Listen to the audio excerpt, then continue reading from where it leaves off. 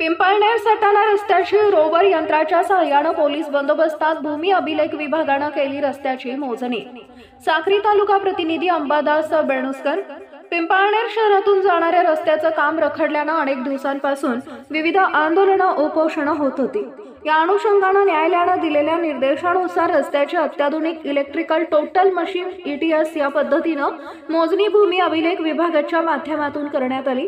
यासाठी पोलीस बंदोबस्त तैनात करण्यात आला होता।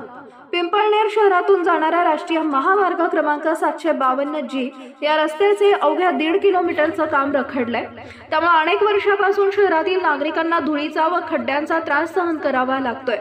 या विरोधात आजवर अनेक वेळा रास्ता रोको उपोषणे करण्यात आली। प्रशासनाला वेळोवेळी निवेदन देऊन विविध पर्याय अवलंबण्यात आले।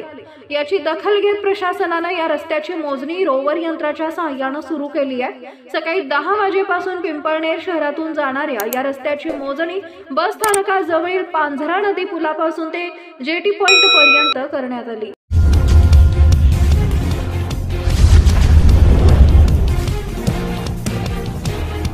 नमस्कार, GS9 न्यूज मध्ये आपल्या सर्वांचं स्वागत आहे।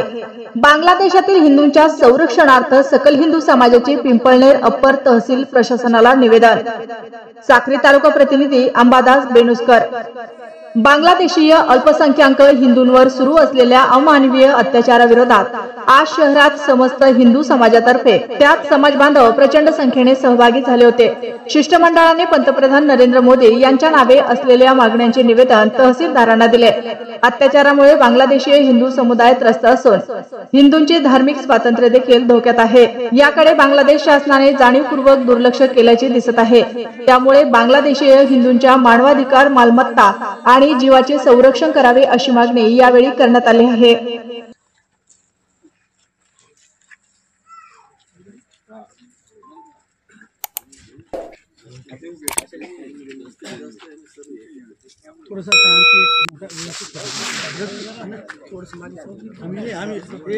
थोड़ा मागे